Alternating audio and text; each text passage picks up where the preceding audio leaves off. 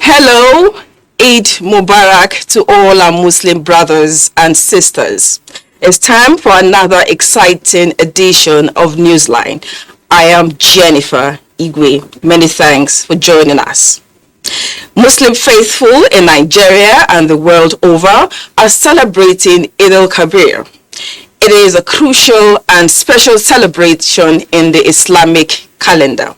Although the festival is full of activities, it is important not to lose sight of the spiritual meaning of the occasion and the essence of the sacrifice it represents. The Eid celebration, religious leaders say, can form the basis for strengthening peaceful coexistence. Our correspondent has a feature on this. Still on Salah, beyond the usual Dober in the north and spectacular horse processions, Salah provides an opportunity for non-indigenes to join in the festivities and in a symbolic way that fosters unity. Are you wondering what I'm talking about? Stay on the line to find out. Then Salah is also a time to show love and for local communities to celebrate in unique ways that mirror their cultural heritage. We have a story on this, including an update on Anu Balogu. Do you remember her? She's an accident victim we featured 4 years ago. Her journey to full recovery is in the news again. Stay tuned for more details. A Salah edition, and we have a blend of life-touching stories. I'll pause now though so that my colleague in Abuja can take the news segment. Hello, Claire. Eid Mubarak.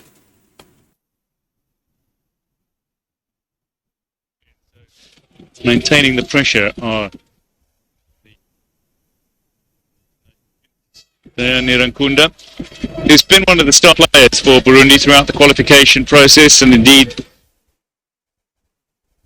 for the 2023 presidential election. Asiwaju Tinubu disclosed this while speaking to newsmen after paying Salah homage on President Muhammadu Buhari at his Daura residence in Katsina State. Here is State House correspondent Odomo Sambo with the report. The presidential candidate of the APC, Asiwaju Bola Ahmed Tinubu, was accompanied to Daura by Governor Aminu Bello Masari of Katsina State, Youth and Sports Development Minister Sanda Dare, and other close associates. His engagement with President Muhammadu Buhari lasted more than 1 hour 30 minutes behind closed doors.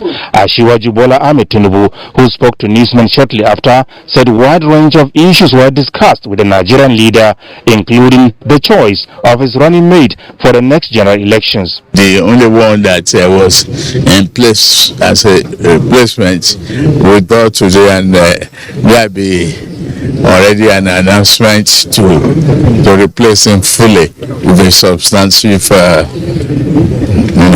one. Kashim Shettima. I have not discussed with him. I've disclosed it to you since I've disclosed it to the president. Why Kashim Shettima? No, that's because he competent, capable, reliable, and able. The APC presidential candidate also used the opportunity to express absolute confidence in the ability of the governing party to return power in 2023. Inshallah. Why are you so confident? Because we are a progressive party. We have the focus on Nigerian problems. We faces the challenge squarely. We are not running away from it. We have a better program for the people and about the people and ready to serve. Within a short period of time, there will be a good foundation on infrastructure. We face challenges of terrorism, we know that. It's only, a poor thinker and observer will not recognize the challenge. But once you recognize the challenge, you can prepare yourself very well to tackle it and defeat it. And that is what our party is all about. Meanwhile, President Muhammadu Buhari has been receiving several other personalities from all walks of life on Salah homage. As our president of Nigeria and also our father, it becomes necessary for us to come and visit him and wish him all the best. As you know, that Salah is part of our religion, and these days are among the most blessed days religiously, and we have to come show our happiness to him and pray for him as well. This is quite a solemn occasion. It's an occasion that depicts peace, born of friendship, and also prosperity in our land. So I've come to share the moment with him and to also thank him for giving purposeful leadership to our country. It's a very opportune moment for us to come and thank Mr. President for the good work that he's doing, and for Allah to continue to guide him and to help him so that he will complete his tenure successfully and leave the legacy that we all look forward to looking back tomorrow and say that this man has done great for us. This is a challenging time for the NNPC. What can you assure Nigerians? Yes, first of all, there are issues around supply disruptions. This we are overcoming it. There are issues around pricing. We have resolved them. Inshallah, in the next 3 to 4 days, people will see relief. It will vanish. As we may all know, in most parts of the country, there are no fuel queues except Lagos and Abuja, and we understand the real logistic issues. We are resolving the logistic issue, and I'm very certain and convinced that within the next 2 to 3 days, this will vanish also. Activities marking the Eid al-Kabir Salah celebrations continue. From Daura, Katsina State, Adamu Sambu, NTA News. And just to add that the APC vice presidential candidate Ibrahim Masari has also stepped down his position. Now, in other news, the presidential standard bearer of the All Progressives Congress APC, Asiwaju Bola Ahmed Tinubu, has expressed his absolute respect and regard for both the Christian and Muslim faiths in the country. Tinubu, who announced Senator Kashim Shettima, a Muslim two-term governor of Borno State, as his running mate, notes that he is not oblivious of religious and ethnic sensitivities of the nation, but made a choice in the overriding interests of the country. Senator Tinubu says he is mindful of the energetic discourse concerning his running mate between actors in the two religions, as both arguments are right in their own ways. To govern the country towards common progress, innovation, the APC leader believes, is required. He also assures that he will not and cannot ignore the religious concerns and ethnic sensitivities of our people. Taking them into due consideration is an important part of good and able governance, Tinubu says. He states that to forge ahead as a nation towards development and prosperity, we must break free of old binds. We must recalibrate our political calculations to where competence and fairness matter. Now, away from that to festivities, and in the spirit of Eid al-Kabir celebrations, Kano State Governor Abdullahi Umar Ganduje has pardoned 88 inmates of various correctional centers across Kano State. Now, also 3 other inmates on death row had their sentences commuted to life imprisonment. Now, during a Salah visit to the Gurundutse Custodial Center, Governor Ganduje said this is in response to President Buhari's call on stakeholders to work towards decongesting custodial homes. Here is Abdullahi Mustafa with the rest of the report. Stepping out of the walls of custody to freedom amid cheers from other inmates of the Gorondusa Custodial Center is Adamu, who spent 23 years there. He and 9 others were serving life sentence before being considered for pardon by Kano State Government's Committee on Prerogative of Mercy. As Governor Ganduje came calling, another set of 77 inmates serving different jail terms on grounds of indebtedness and minor offences were pardoned after the government settled their fines and debts. And in addition to that, each will be given 5,000 naira as a kind of cost of transportation. 3 inmates on death row had their sentence commuted to life. This brings to 90 the number of inmates pardoned by the governor this Salah and 3,898 since his assumption of office in 2015. I really appreciate this kind of gesture, and I hope other state governments will emulate this kind of gesture. After enjoying special meals provided by the state government, other inmates had a moment to celebrate in style. In Kano, Abdullahi Mustafa, NTA News. And the Corps Marshal Federal Road Safety Corps FRSC, Dr. Boboye Yeme, has expressed satisfaction with the conduct of the motoring public during the ongoing Salah celebrations and commends the professionalism of operatives of the Corps, saying their excellent performances impacted positively on the special operations. Now, captured in a press statement by the Corps Public Education Officer Bisi Kazim, Oyemi gave the commendation deployed from the national headquarters to monitor the special operations nationwide. Now, the Corps Marshal, after receiving briefs from supervisory officers on the activities of the Corps, urged the staff not to rest on their oars. While conceding that there were some setbacks in the special patrol exercise, the Corps Marshal admonished operatives to rededicate themselves for greater performance, noting that in the period under consideration, noticeable number of motoring public were seen violating traffic rules. The Corps Marshal warns those involved to desist from such unsafe behaviors so as to achieve drastic reduction in crashes within the period under consideration and beyond. And we're still in the spirit of Eid al-Adha celebration. Now, more vulnerable Nigerians are receiving different food items and portions of one meat from the Qatar Charity Center, as recommended by Islam. Hundreds of beneficiaries across different communities within the nation's capital went home with enduring smiles, as reported by Abubakar Akwanga. These are scores of needy queuing up for their own allocation of the food items, prepared to bless their tables on a day sacrifice means everything to the giver. My own is only prayer for them. Alhamdulillah, alhamdulillah, they have tried a lot. May God bless them and reward them. They can have more than this if they don't want to help. Nobody can hold them. I really appreciate when may Allah reward them abundantly. We thank Qatar Charity for this gift. May Allah reward them for the gifts that they give us. Alhamdulillah. Qatar Charity Center is fulfilled not because it identifies with the have-nots, but because everyone should have surplus. You see the widows and the orphans are going home, they're smiling because of these packages. Just make them feel that taste of belongingness. That today is as Eid al-Adha and everybody is being carried along. The center is also reaching out to thousands of Muslim population across various states of the Federation in fulfillment of the feast of Eid al-Adha. In Abuja, Abubakar Akwanga, NTA News.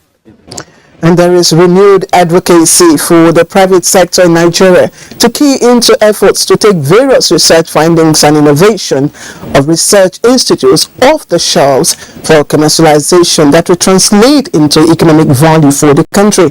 Now, this time, attention has been drawn to the Sheba Science and Technology Complex in Abuja, where several research results, of importance have remained unharnessed for mass production. Justin Bemoyi reports. Recently placed on the shelf of an array of innovations and research results by the Sheba Science and Technology Complex is an archer desanding machine, an equipment invented to remove sand particles from archer grains. This is a technology that is much craved for in Nigeria and Africa.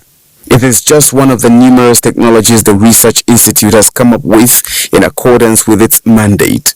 From kaolin-based and cement-based refractive brakes to spray dryers, desert date seed oils, binocular microscope and bioactive products from the Biotechnology Advanced Research Center are some products and equipments on the long list.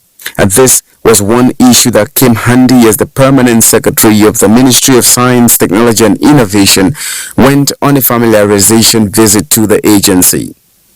She described the institute as a fit-for-purpose agency with valuable mandate that will improve the economic growth and development of Nigeria if properly funded and resourced. the ministry canvassed the need for private sector participation and commercialization. We need to encourage collaboration, especially with the industry, the private sector, to partner with SHESCO. Taking up our research results. That is the most we can do. And that is why we have the business development unit. They will be able to interface with the public sector. The Sheda Science and Technology Complex SHESCO is an agency designed to carry out multidimensional and disciplinary research in nuclear technology, biotechnology and genetic engineering, as well as chemistry, physics, mathematics and simulation. Justin Bemuni, NTA News. The Chairman, Federal Civil Service Commission, FCSC, Dr. Tuko Bello Ngawa, has commended the management of State House for reviving the culture of rewards and recognition for deserving civil servants who distinguish themselves in public service. Now, at the send-off ceremony in honor of some former staff of State House, including the current permanent secretary of the Federal Civil Service Commission, the chairman expressed concern that the culture of recognizing well-deserving staff had taken a back seat and urged ministries, departments and agencies of government to emulate the State House and resuscitate the practice of appreciating best skills and abilities in the service. The chairman congratulated the current permanent secretary of the Federal Civil Service Commission, Dr. Ogbe, on her appointment and described her as a very reliable officer and team player, adding that since her posting to the commission, she has proven her worth as a highly dedicated officer. He also praised other celebrants, including Dr. Olga Omale and Matron Igwemo, for serving with great commitment, retiring meritoriously from the civil service, as well as the Solicitor General of the Federation for conscientiously working with her colleagues in the commission to resolve pressing legal issues in the service. The Defense Headquarters is described as false allegations credited to former Minister of Aviation Femi Fani-Kaode that the military was informed of the Kuje prison attack and that of Abuja Kaduna train incident by the Department of State Services, but no action was taken. He further alleged that the soldiers on duty at Kuje Correctional Facility were withdrawn shortly before the attack. A statement by the defense spokesperson, Major General Jimmy Akpo, says in all the allegations, Fani-Kaode is merely playing to the gallery and that he is not in any position to know whether the DSS notified the military of any attack or not. The statement adds that a claim that soldiers were withdrawn from the Kuje Correctional Custodial Center before the attack is laughable and sad that Mr. Kaode is ignorant of whose responsibility it is to guard correctional centers, and further claimed that the military took no action on the recent Shiruru terrorist attack which resulted in the death of security personnel. The Defense Headquarters is also an attempt to smear the military and create bad blood among the security agencies. The Defense Headquarters urges members of the public to ignore the cook-up stories of Femi Fani-Kaode and continue to remain vigilant and report suspicious activities promptly to law enforcement agencies. The Inspector General of Police, Usman Alkali Baba, has ordered the deployment of adequate police personnel, operational assets for the July 16 Osun governorship election. Now, Force Public Relations Officer notes that the Deputy Inspector General of Police in charge of the Force Criminal Investigation Department, DIG, Johnson Babatunde Kokumo, is to supervise and coordinate the security components of the election to ensure a peaceful environment that guarantees the security of law-abiding citizens as they perform their civic responsibilities. The IGP assures that the force will collaborate with the Independent National Electoral Commission and other stakeholders to protect democratic values, provide level playing field for all political actors, and ensure adequate protection of voters, INEC officials, equipment, accredited observers and other key players in Osun State.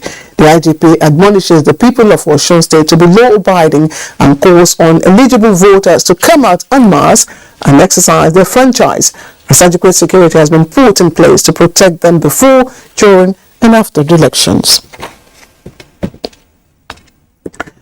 Now, to achieve a successful demographic data exercise in Cross River State, the National Population Commission is soliciting support of the Nigerian Police Force for adequate security in the demarcated areas during the exercise, which is to start on Monday, July 11th, 2022. Erika Ivy reports that the Cross River State National Population Commission coordinator is soliciting support when she visited the Commissioner of Police in Calabar. The trial census preparatory to the 2023 General Census is slated for the 11th of this month to ensure a hitch-free exercise in the 9 local government areas selected in Cross River State. The State Commissioner for National Population Commission, Charles Ogwa, is canvassing for security for personnel for a credible and reliable exercise in all the demarcated areas of operation. Demographic data is the mother and father of all data you think of, because it gives everything about the country, the people in the country. It gives everything about governance. You can imagine in the last census, 2006, maybe in some communities there were just 5 zinc houses, and the rate of development now, in fact, there are some communities you go to, you will not even know where you lived before. So they are now going to do fresh list of houses. The State Police Commissioner Aminu Al-Azan said since the trial census is a national assignment, security support for the success of the exercise is necessary. When you deploy your staff to all the senatorial districts, we will ensure that adequate protection is given to them 24 hours. Meanwhile, the National Population Commission has concluded the training of 90 enumerators and 9 supervisors for the trial census in Cross River States. In Calabar, Erika Ivy, NTA News. And it's no longer news that lives were lost and property submerged following the downpour in Lagos on Saturday. But the news now is that residents fear they may lose more as long as the rains persist. Annie Daniels tells us more. Makoko community is not only a densely populated area of Lagos, but has canals all around it. Gaining access into some of its streets was almost impossible for me because of how bad the roads are. No thanks to the rains. Where is the gutter we have so that when we are flushing, the water will go through the gutter, but even all the toilet gutters they do is blocked. When gutter is down, the house is up. Within last week, just saying that the water is coming from the ground. Where we sleep this night?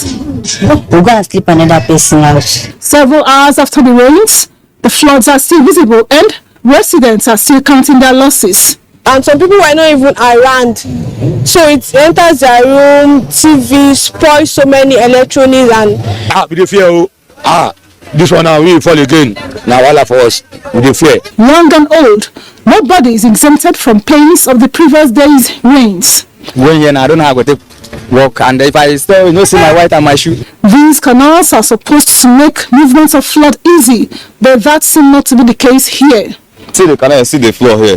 They need to open this channel so that water will can flow. Exactly. Lagos promised us that they'll come and do the casting of all the canals so that it will be avoiding the much rebels that always enter the canal.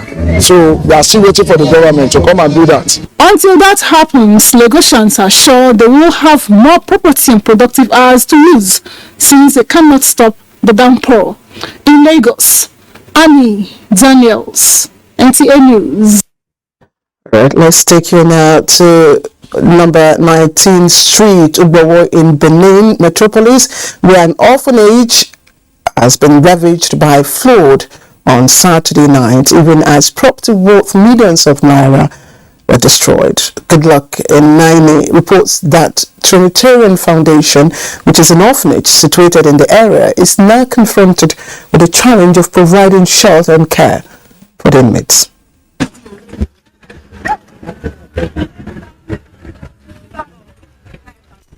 19th Street is one of the streets in Ubowo axis that the state government is carrying out some rehabilitation works. Few months after the commencement of the project came the rains. What would have been a thing of joy The residents of the area say has become a source of worry as the waterways have been blocked.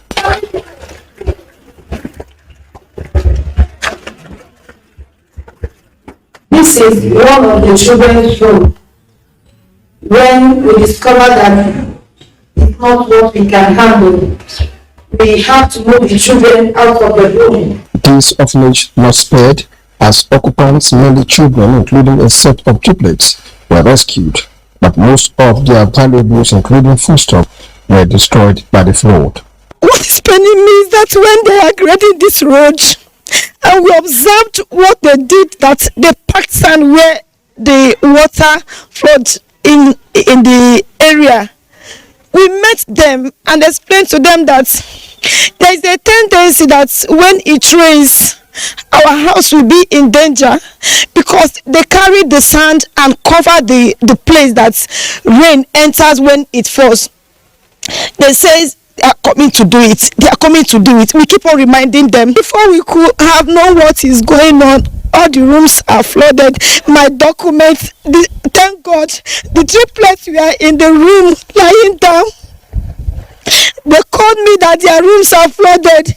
We have to rush them to the bigger bed.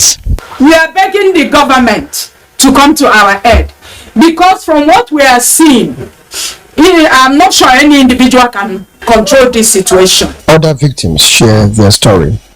They block all the old waterways, the place that water is supposed to pass, and now the water cannot skate through. You can see my cement shop. Water entered my cement shop. I was at home this morning where they called me that I should rush down to make sure that water has taken over the whole shop. So on my getting here, both material that I want to use to work, people's job that I have already done, wardrobe and all, water have already destroyed them. We are appealing to the state government to come to their aid. In Benin, good luck in NTA News. Quite unfortunate there.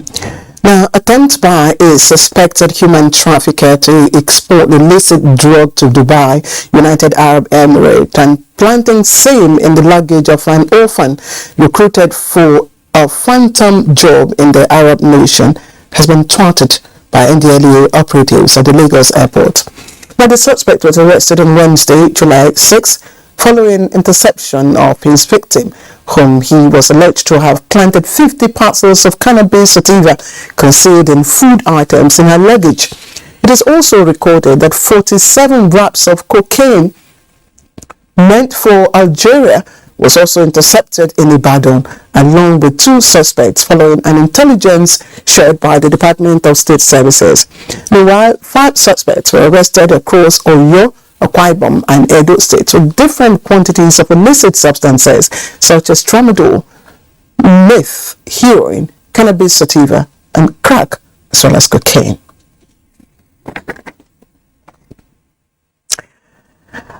Alright, let's talk sports now, and the Total Energies Africa Women Football Tournament is